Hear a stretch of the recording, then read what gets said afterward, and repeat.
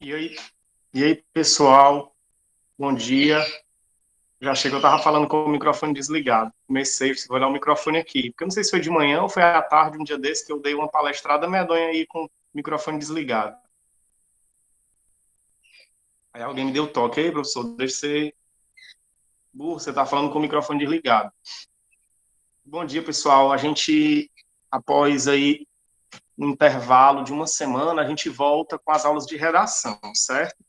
Antes da gente falar especificamente do nosso conteúdo de redação, eu queria dizer, eu imagino que vocês que estão aqui, eu vi aqui mais ou menos os nomes das pessoas que estão entrando, a maioria, eu acho até que todos talvez, já tenham feito a avaliação de matemática e de português, certo? Aquela que tem aquele códigozinho, certo? Mas se você não tiver feito ainda, você faça até amanhã, certo? Lembrando que sexta-feira é feriado, então a gente não tem aula, por isso que eu estou dizendo até amanhã, né? Se você quiser fazer sexta-feira também, ok, mas aí sexta-feira é feriado, né? Não tem aula, viu? Sexta-feira, feriado, dia 19, dia de São José, feriado estadual. E, e aí, pessoal, nós vamos retomar a nossa aula de redação, certo? O que a gente viu aqui até agora, aula passada e nas aulas anteriores, foi o que a gente viu aqui de redação. A gente começou a falar sobre o texto dissertativo argumentativo do Enem. E aí eu estou dizendo assim, a gente começou a falar, porque a gente vai falar tanto sobre isso esse ano, que de fato a gente só começou, ainda tem muita coisa para a gente dizer, né? E aí o que a gente disse até agora? O que a gente fez até agora? Em uma das aulas, a gente fez uma análise de uma proposta de redação, que foi a redação do Enem 2020, para a gente ver, afinal de contas, o que o Enem pede, o que vem em uma proposta de redação do Enem. Eu imagino que boa parte aqui não fez o Enem em 2020. Alguns fizeram, mas boa parte não fez. Então, é interessante que a gente conheça, até para que, quando a gente for fazer o Enem, a gente não seja também pego de tanta surpresa assim, né? E além de fazer o Enem, durante o ano também a gente vai ver várias propostas de redação, modelo Enem, e é extremamente importante que você já conheça. Na aula passada, 2 semanas atrás, semana passada a gente não teve aula síncrona, foi só uma atividade, né? Então, na aula anterior a essa, nós falamos sobre o texto dissertativo argumentativo nas competências, né? Então, a gente viu aqui aquela cartilha que o INEP, que é o órgão responsável por fazer o Enem, né? Quase todo ano eles lançam uma nova. O ano passado, por exemplo, eles lançaram uma nova. Não é exatamente todo ano, mas é quase todo ano. E aí lá eles falam sobre o que o INEP espera que você faça na sua redação do Enem. Traz modelo de redação, que tirou 1.000, enfim, traz uma série de informações importantes. E, inclusive, as competências, né, que são utilizadas na correção da sua redação. É isso que o INEP faz. Hoje, nós vamos ler aqui, analisar aqui uma redação nota 1.000 do Enem de 2019, certo? A gente não tem ainda uma redação nota 1.000 do Enem de 2020, porque foi agora recentemente, não saiu o resultado ainda, né? Não tem notas ainda. Mas a gente já tem da redação do Enem de 2019, são as últimas redações que a gente tem. E aí, qual é o objetivo de nós aqui estarmos analisando uma redação nota 1.000? E aí, eu só digo uma coisa, eu acho que vocês já estão mais do que sabendo disso, todo professor faz isso, quase, né? Mas aí tem a minha tela que eu estou falando e tem uma tela aí que é interessante que você fixe essa minha outra tela, que é a tela que vai aparecer a redação que nós vamos ler aqui, certo? Eu vou colocar no grupo depois também essa imagem, mas é interessante que você acompanhe, ok? É uma redação nota 1.000 de 2019, escrita por Ana Clara Socha, de 21 anos, de Brasília, certo? Aí, pessoal, olha só, interessante aqui a gente fazer a seguinte explicação, né? Veja que é muito difícil, eu vou abrir o jogo aqui, vou ser super sincero com vocês, é muito difícil tirar 1000 na redação do Enem, certo? Eu não lembro agora exatamente quantas pessoas tiraram nota 1000 na redação do ano passado, mas eu lembro de anos anteriores de ser 50 e poucas pessoas, 70 e poucas pessoas, né? E aí, de mais ou menos 2012 para cá, o Enem tem ficado muito rigoroso para dar nota 1000. Antes disso, a gente tinha ainda um número maior de pessoas que tiravam 1000 na redação do Enem. Hoje, tem sido bem rigoroso, tem sido cada vez mais complicado você tirar nota 1000 na redação do Enem, certo? E isso não quer dizer que você não possa, não consiga, seja impossível, seja muito difícil tirar uma nota boa. Não é 1000, necessariamente. Porém, você pode tirar um 880, por exemplo. Você pode tirar 920, por exemplo. Isso aí, eu tenho certeza que tem pessoas aqui que estão participando da aula hoje que têm plenas condições de tirar essa nota na redação do Enem. Por quê? Porque outros alunos da Escola Fenelon já tiraram essas notas na redação do Enem. A gente já teve, como eu já falei em outras vezes, alunos que tiraram 800 e tanto, 700 e tanto, 920. Nossa maior nota até agora, acho que eu não estou enganado, não, foi 920, certo? Não me lembro se teve 960. Pode ser que tenha tido, eu acho que não, mas a maior nota foi 920. 920 já é muito próximo de 1000, né?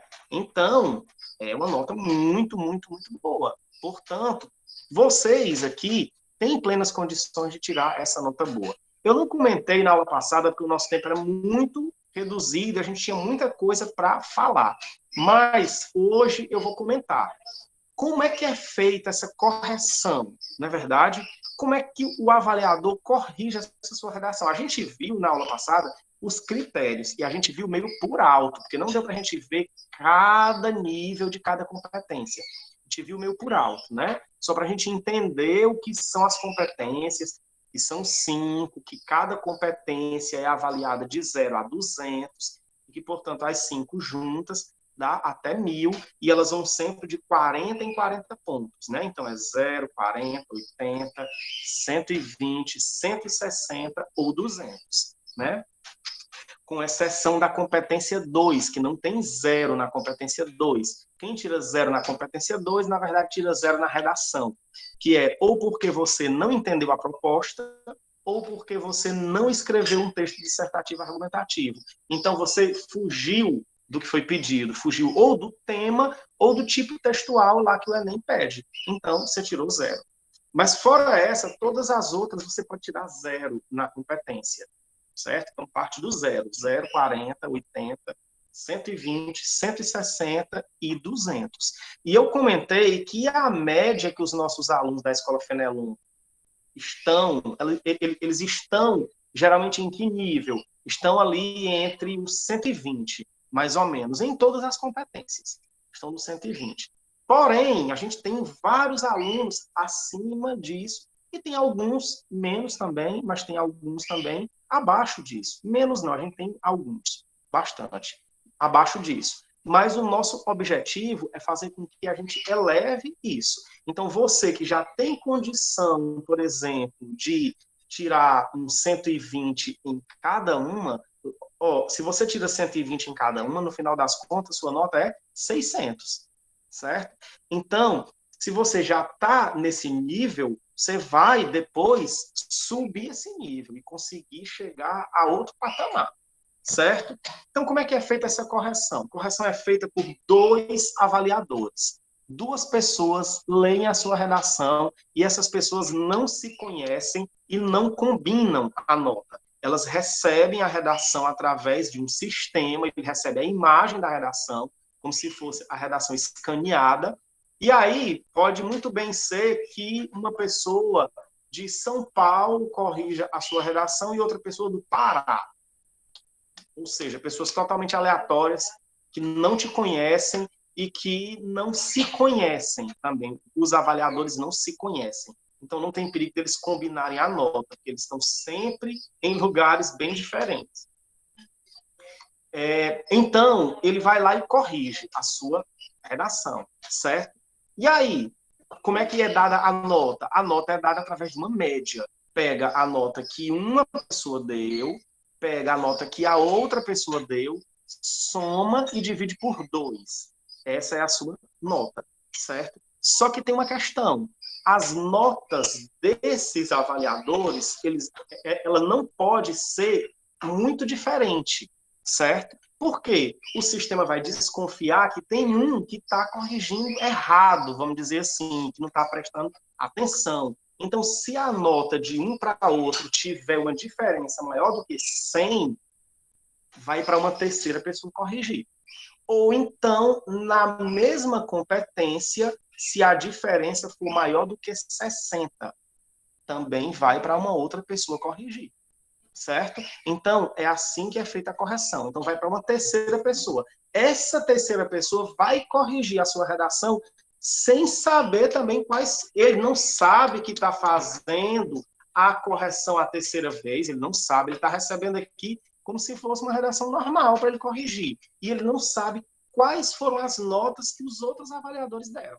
Né? E aí o sistema vai comparar a nota dele e vai ver com quem aquela nota se aproxima mais. Aí vai usar o mesmo critério. Se a diferença for maior do que 100 na nota geral, ou maior do que 60 dentro de uma competência, vai agora para mais uma outra pessoa corrigir. E essa pessoa vai, tipo, desempatar, vamos dizer assim, né? Ela vai fazer uma outra correção para ver quem é que está errado aí na história, porque algumas pessoas aí devem estar erradas, né? Porque as notas estão saindo muito diferentes. Além disso, os avaliadores, as pessoas que estão corrigindo, elas são constantemente avaliadas. O próprio sistema vai cruzando e vendo se você dá, por exemplo, notas muito diferentes do que os outros avaliadores estão dando. Se a pessoa começar a dar notas muito diferentes, o que acontece? Isso é desclassificado e ela não corrige mais. Então, é uma correção extremamente criteriosa, extremamente séria, muito bem embasada, muito bem fundamentada, certo? O avaliador passa por um curso que dura um bom tempo, inclusive um curso à distância. Antes da pandemia, tinha um curso presencial, que eu imagino que nesse ano agora não teve, né? Mas tinha um curso que era realmente em um lugar em que alguém ia lá, ia, tipo, alinhar os critérios de correção, né? E a pessoa ia se submeter a esse curso. Né? Então, é um sistema bem criterioso. Ok? Portanto, vamos lá. Se a pessoa tirou 1.000, o que significa dizer, então? Que 2 avaliadores deram 1.000 para aquela pessoa. Porque, às vezes, acontece de um avaliador dar 1.000, o outro avaliador dar 960. Não teve discrepância. Não teve discrepância aí na nota, né? Só foi 40 pontos de diferença. Então, tudo bem. Essa pessoa vai ficar com a nota 980. Então, é por isso que é tão difícil tirar 1.000. Porque tem que 2 pessoas darem 1.000 para aquela redação. Então, a gente vai ver aqui a Ana Clara Socha. Você está vendo que Ana Clara Socha já tem 21 anos. Então, é uma pessoa que já terminou o ensino médio há um certo tempo, talvez até já é alguém que está fazendo um curso superior. Então, é uma pessoa bem mais experiente.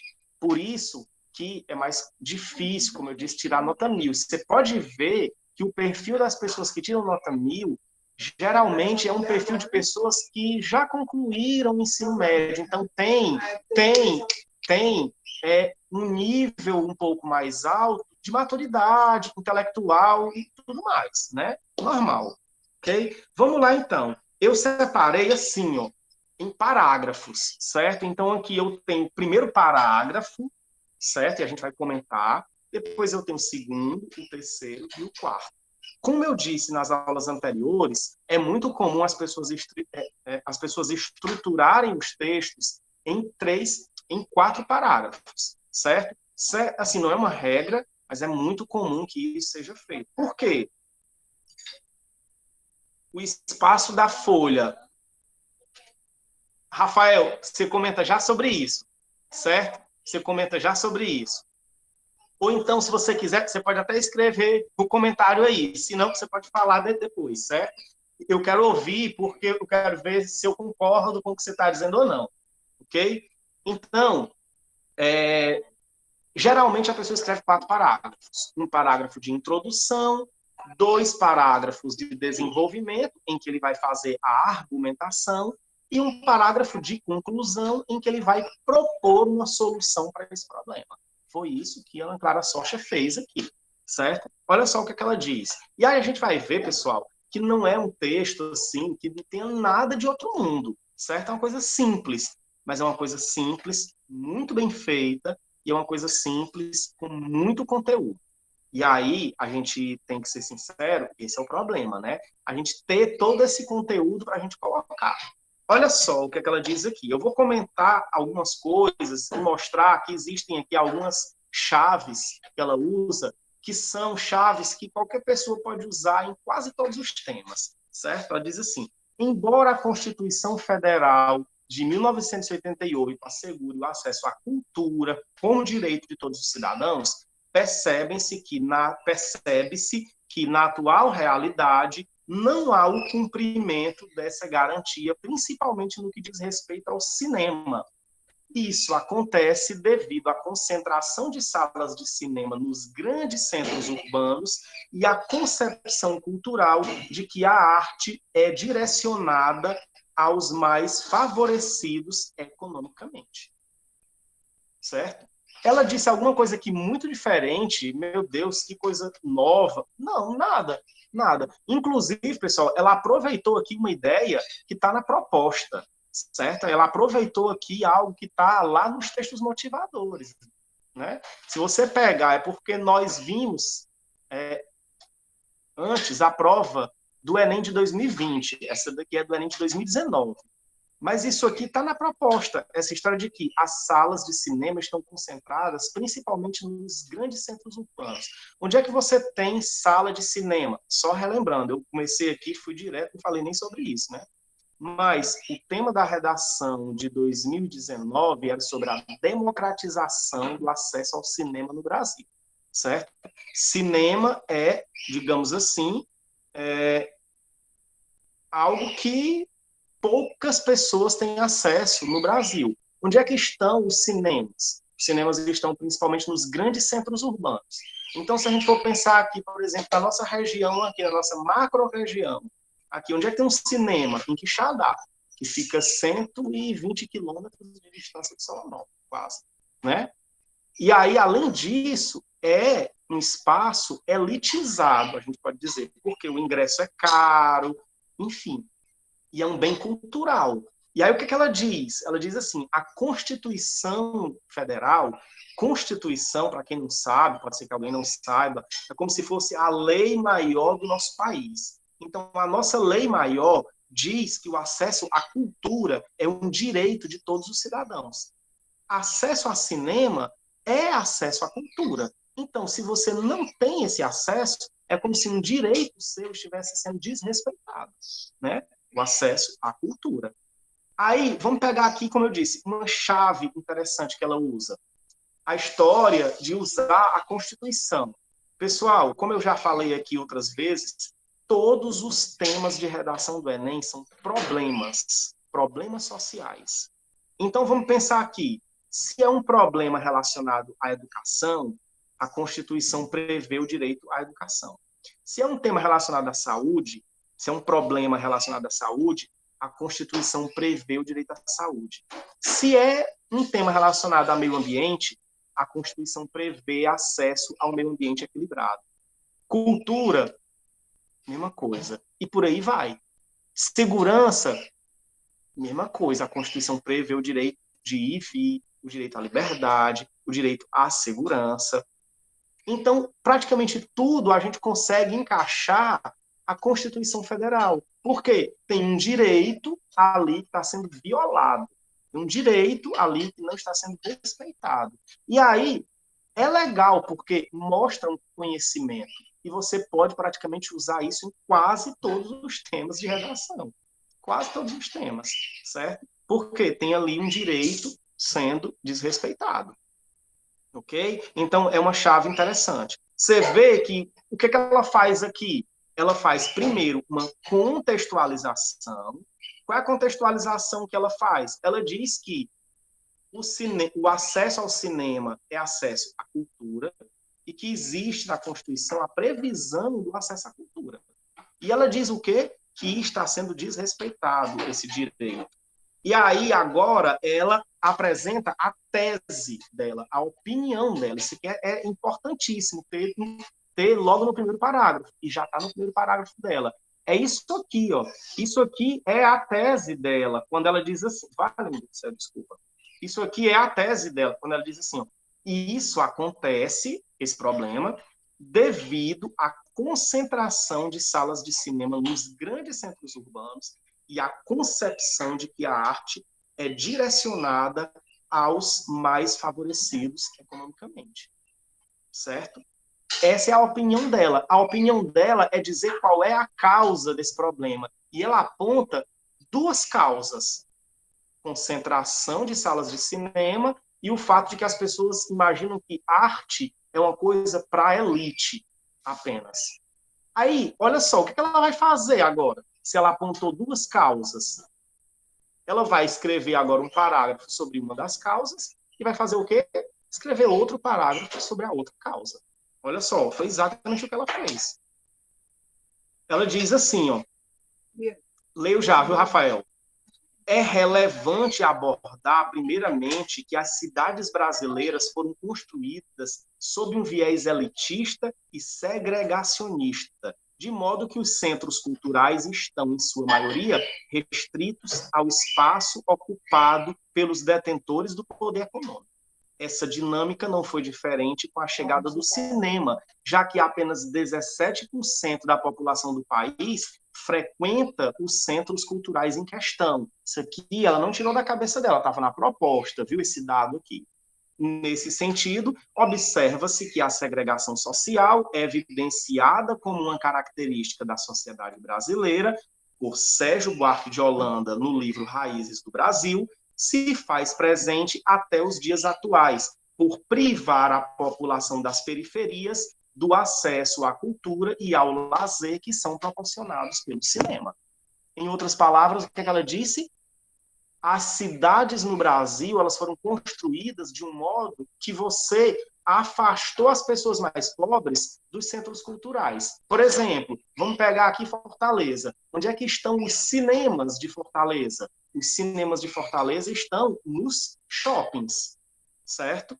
E aí, na maioria das vezes, distante das periferias. E mesmo quando está mais próximo das periferias, as pessoas não têm condições econômicas, porque o ingresso de cinema é caro para irem ao cinema. Então, isso aqui evidencia o fato de que a sociedade brasileira é segregada. Qual é o significado dessa palavra, segregada? Ela é dividida, ela é separada. É como se existisse a cidade e as coisas que são da elite, e existe a cidade, existem os bens que são dos mais pobres. E o acesso ao cinema e o acesso à cultura, claramente, é algo da elite. E aí ele usa como referência aqui para mostrar que tem... Ele não, ela, né? Ela usa aqui como referência para mostrar que tem conhecimento um livro chamado Raízes do Brasil, de um autor chamado Sérgio Buarque de Holanda.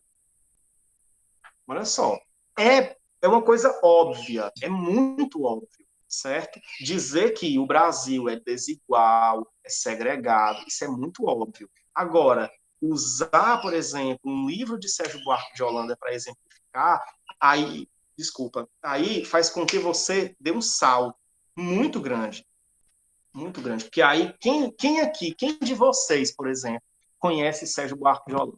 Quem? Talvez um ou outro, talvez nenhum. Então, já mostra que é uma pessoa que tem conhecimento.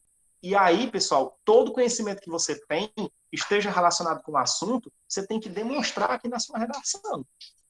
Certo? Então, o que ela fez aqui? Ó? Ela trouxe um dado que é da proposta, 17% da população frequenta os centros culturais em questão, ou seja, os cinemas. Só 17% das pessoas frequentam cinema. Isso estava na proposta. Mas ela complementou, fazendo o quê? Colocando aqui o livro Raízes do Brasil como exemplo de que o Brasil é um país dividido, segregado, desigual. Então, ela foi além dos textos motivadores na argumentação. Ok? Vamos passar para frente, que eu estou apressado para terminar, porque eu quero ler esse comentário que o Rafael fez.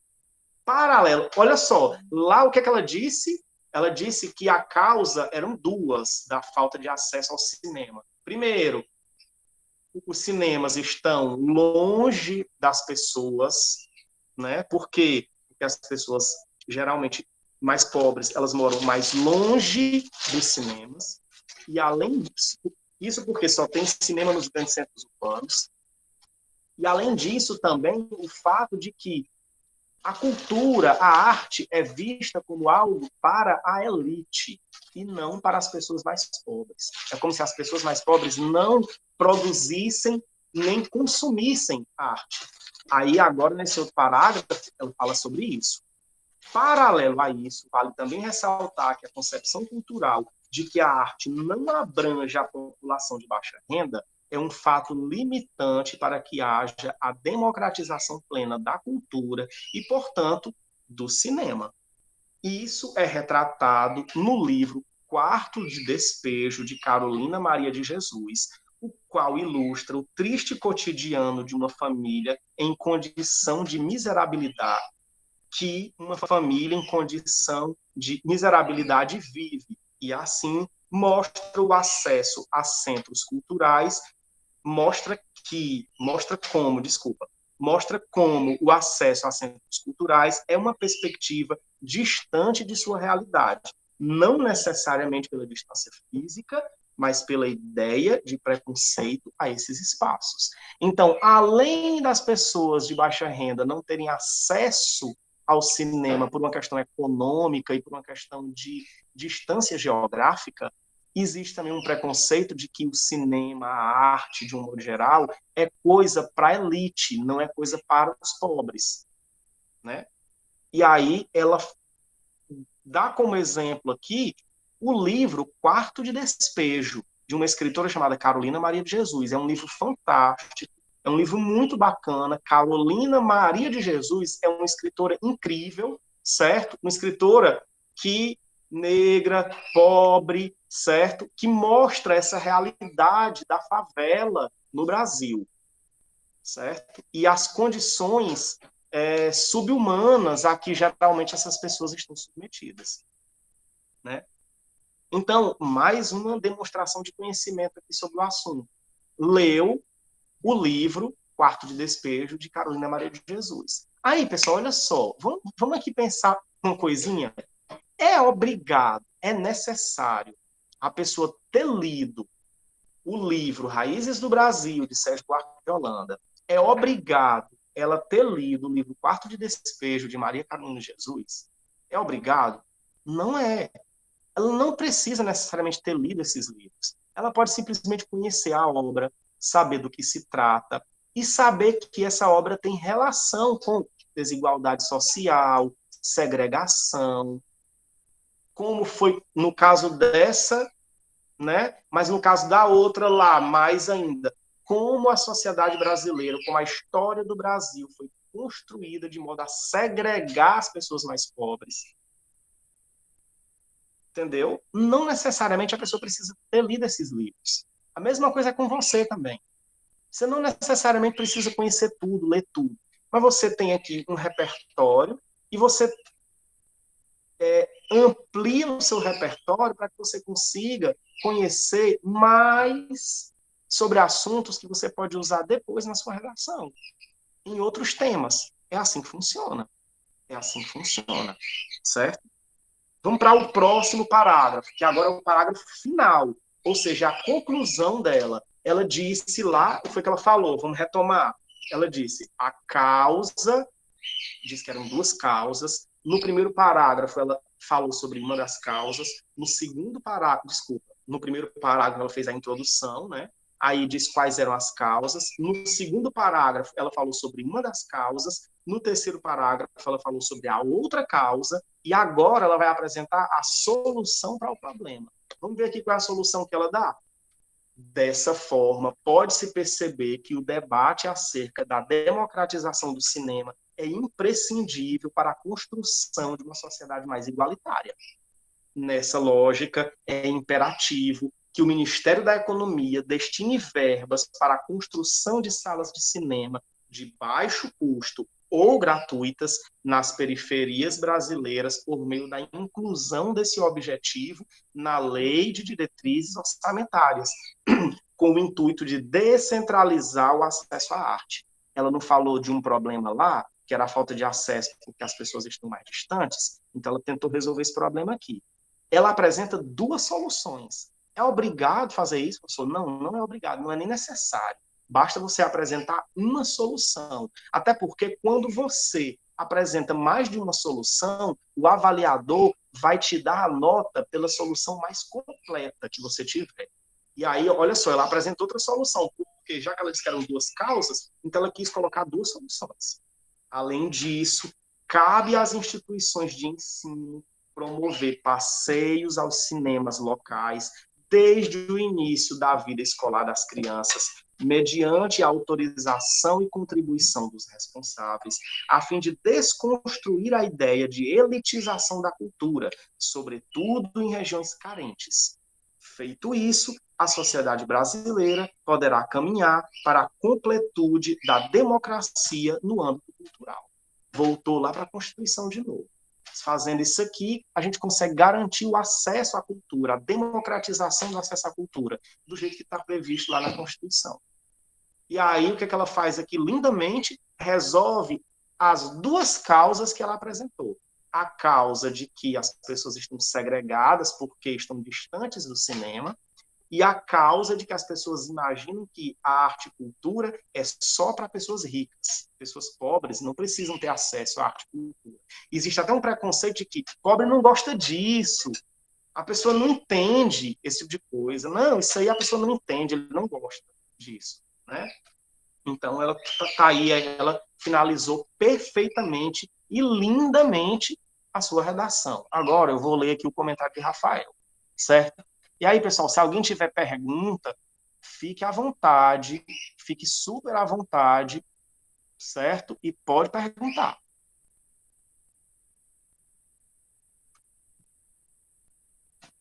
Pronto, Rafael diz que o Enem 2020 foi injusto e, de certa forma, um desrespeito com o participante, considerando que a maioria dos participantes são adolescentes de 17 anos. E, como disse a própria Débora Ladim, vieram perguntas com alto nível de interpretação, coisa que um aluno de ensino médio de 17 anos é impossível ter. Outro ponto também é a pandemia, que, de certa forma, o participante foi muito prejudicado, principalmente o de ensino médio, por conta da falta de aulas presenciais. Também teve o formato do Enem, mudar seu formato, vindo perguntas totalmente diferentes do Enem passado, vindo perguntas totalmente mais filosóficas e de difícil interpretação. Samila, me ajude aqui. Samila está dizendo, concordo com o Rafael. E Rafael agradecendo aqui a Samila, que é amiga dele, que, pelo amor de Deus, me ajude agora nesse momento. Pois é, Rafael, deixa eu dizer uma coisa. Eu concordo com você, certo? Eu concordo em partes, ok? Tipo, em relação à questão de que esse ano, vamos chamar assim, 2020, no caso, né? E 2021 provavelmente vai acontecer alguma coisa muito parecida. Foi muito injusto, porque principalmente as pessoas mais pobres, como é o nosso caso aqui, inclusive, né? Tiveram menos acesso à aula e tudo mais. A pandemia mostrou a desigualdade educacional de uma forma ainda mais gritante no país. Então, as pessoas mais ricas, elas tiveram mais acesso a conhecimento, a tecnologia, a aulas melhores, a um curso que você vai lá e paga e tudo mais. Então, é lógico que as pessoas mais pobres saíram muito prejudicadas, muito mais prejudicadas no Enem de 2020. É lógico. Isso é óbvio, certo? A história do alto nível das perguntas. Assim, Rafael, até certo ponto pode fazer sentido a história do alto nível das perguntas. Até certo ponto, talvez não faça tanto sentido assim. Por quê? É uma coisa meio técnica, mas eu vou tentar explicar aqui, até porque eu acho interessante. A prova do Enem, ela é feita através de um sistema chamado teoria de resposta ao item, certo? E aí, a ideia é que as questões, elas têm níveis, certo? Todas as questões do Enem, elas são pré-testadas. Ou seja, essas questões já foram respondidas em algum momento antes aí, em um pré-teste, que a gente não sabe exatamente quem foi que fez, em que contexto fez, mas essas questões são pré-testadas. E em todos os Enems funciona assim, pessoal. As questões são pré-testadas, certo? Para que isso? Para que o Enem saiba quais são as questões que são consideradas difíceis, médias, fáceis, certo? Porque as questões precisam ter níveis. É o que eles chamam de calibrar o item, para ver qual é o nível de dificuldade daquele item. Esses itens que apareceram aí na prova desse ano, eles foram calibrados do mesmo jeito que os itens de todas as outras provas, né? Do mesmo jeito. Pode ter algum problema na calibragem do item? Pode ter, certo? Pode ter.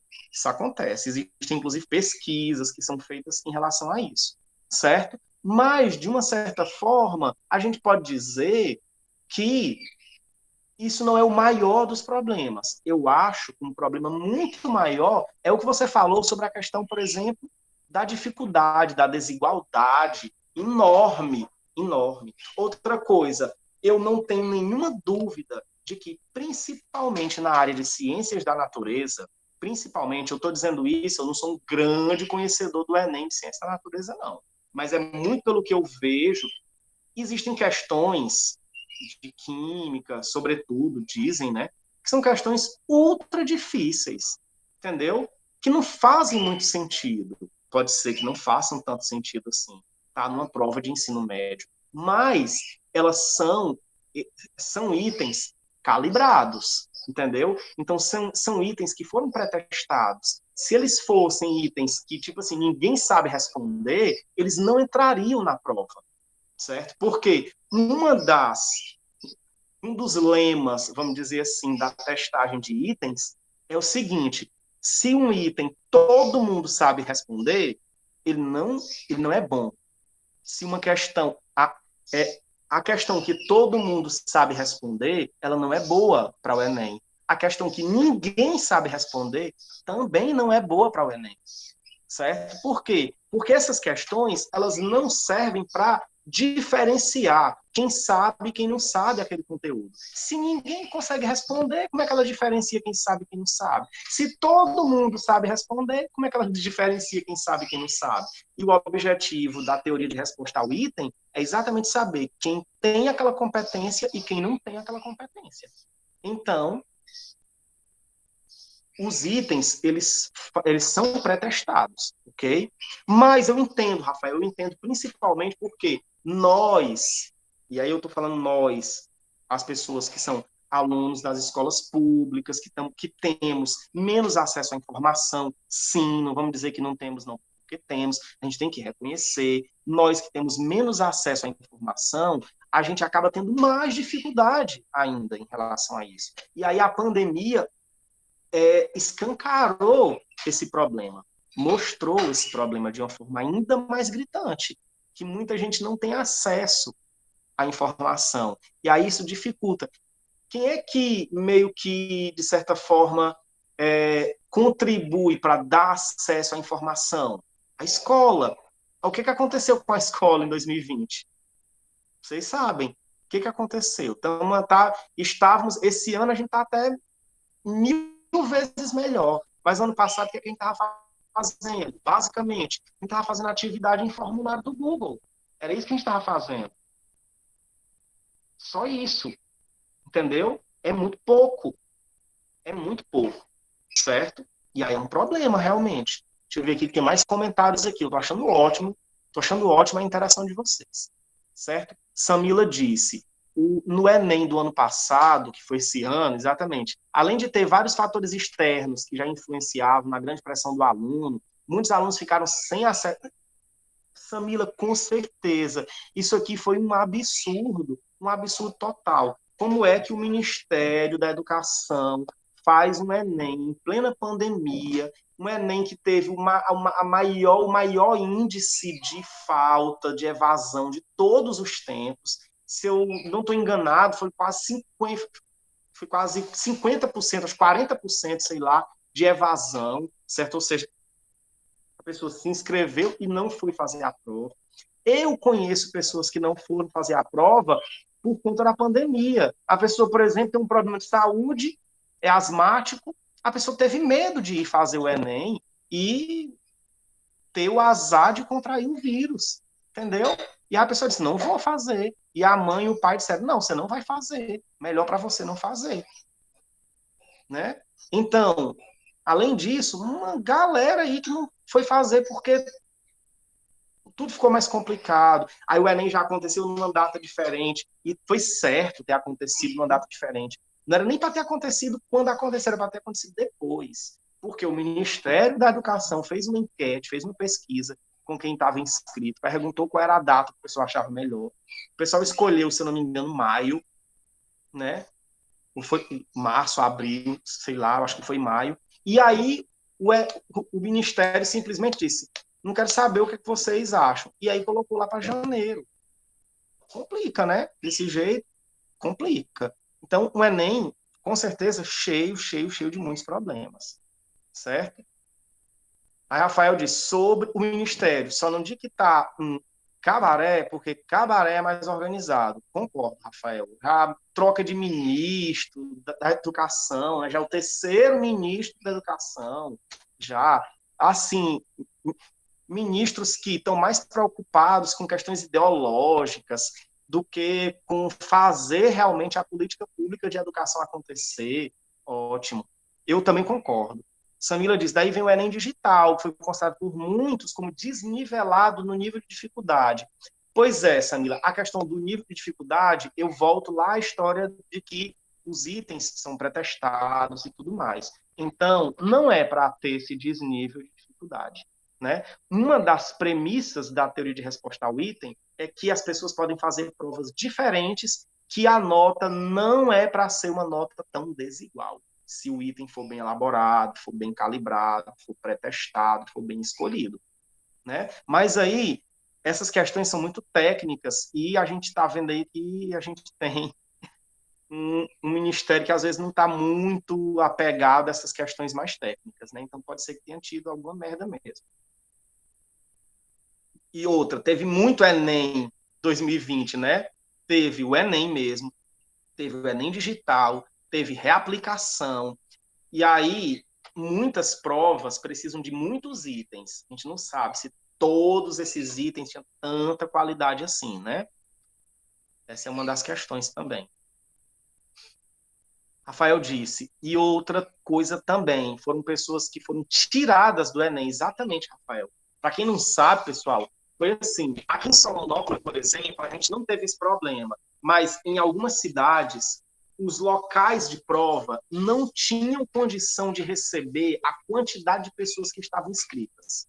Então, o próprio Ministério reconheceu, vamos dizer assim, não fizeram isso oficialmente, né? Mas extraoficialmente eles fizeram. Eles reconheceram que muita gente ia faltar. Aí eles pensaram assim, a gente vai colocar 40 pessoas naquela sala. Não cabe, num contexto de pandemia, com o distanciamento, não cabe 40 pessoas naquela sala. Mas a gente vai imaginar que vai faltar 15 pessoas ali. Aí cabe. Como é que faz uma logística dessa? Pelo amor de nosso Senhor Jesus Cristo. Como é que faz um negócio desse? Totalmente sem sentido. Você não bota um número de pessoas ali contando que elas vão faltar. Aí o que aconteceu? Teve local de prova que proibiu os participantes, alguns participantes de entrarem. Porque, tipo assim, deu uma hora, certa hora lá, já, tipo assim, ó, ei, lotou aqui, se entrar mais gente, nós não vamos conseguir fazer o Enem com distanciamento. Então, eles meio que proibiam, meio que não, né? Há muitas reportagens aí, relatos, muitas pessoas, de que eles proibiram a entrada de pessoas, de candidatos, participantes, porque, tipo, não cabia mais. É um absurdo atrás do outro, né? Mas aí são algumas desorganizações que a gente tem visto aí em várias áreas do Brasil há um certo tempo já, né? E aí, pessoal, não é só esse governo não, viu? Vamos ser justos também, certo? Problemas no Enem existem desde muito tempo, principalmente desde 2009, foi quando o Enem passou a ter esse formato que tem hoje, e todo o apelo, porque era seleção para as universidades federais. Então, muita gente foi fazer o Enem, e aí, pessoal, é uma logística imensa. São milhões de pessoas fazendo uma prova. Milhões. Não é brincadeira para você fazer uma logística dessa. Então, já aconteceram outros problemas também, não foi só nesse governo, não. Mas esse governo está de parabéns com os problemas. Ele sabe fazer problemas assim de um jeito que eu não conhecia, não. É muito problema, né? Aí, enfim, acontece, né? Deixa eu ver aqui se tem mais comentários. Pois é. É, Rafael, a gente ama, a gente ama. É hipocrisia atrás de hipocrisia, né? Aí o Ministério da Saúde, pois é, também. Meu Deus do céu, é melhor a gente nem conversar, porque é tanta coisa que às vezes dá até uma tristeza no coração da gente, certo? Aí, pessoal, se mais alguém quiser comentar, fazer alguma pergunta, alguma coisa, pode desabafar aí também. Tacar o pau no ministro da Educação, não tem problema não, certo? Vamos aqui só para a gente fazer o fechamento da nossa redação, certo?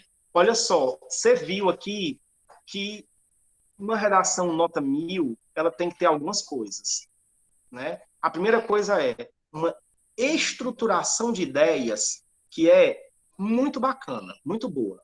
Você vê que ela contextualiza o assunto, você vê que ela diz a tese apresenta duas causas para um problema, um parágrafo tem uma causa, o outro parágrafo tem a outra causa, e na solução ela resolve as duas causas. A bicha é desenrolada, Ana Maria Socha, viu? Ana Maria, eu acho que é Ana Maria Socha. A bicha é desenrolada, deixa eu ver aqui. Ana Clara, amor, Ana Maria, ó, coitada da menina. Ana Clara Socha. A bicha é desenrolada. Então ela resolve logo os dois problemas. Além disso, demonstrar conhecimento e conhecimentos que não estejam na proposta. Trazer argumentos já prontos, que você tem do seu conhecimento de mundo.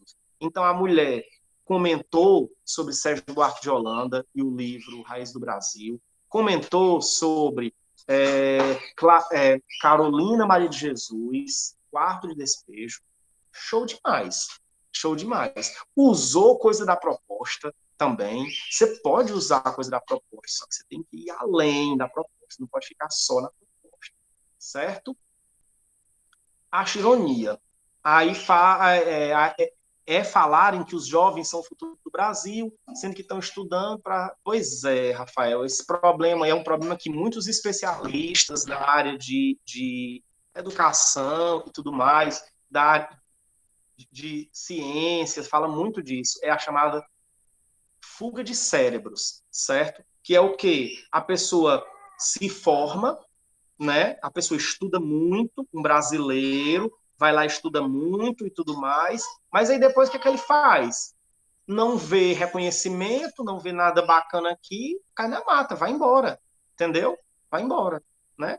E vai para outro país. Isso acontece demais, demais mesmo, né? Então, os melhores cérebros, muitas vezes, vão embora para outros países, certo? Pessoal, eu estou deixando aqui no chat agora o link da frequência, certo? Foi um grande prazer estar aqui com vocês, falando sobre redação, comentando sobre política educacional, digamos assim, certo? E Pátria Amada Brasil, pois é. Aí, pessoal, é um grande prazer sempre, certo? Quero contar sempre com a participação de todo mundo, porque é muito bacana, principalmente quando tem essa interação aqui, ok? Vocês podem ir assinando a frequência, à medida que forem assinando a frequência, podem ir saindo. E um grande abraço, um bom final de semana, bom feriado para vocês sexta-feira e tchau.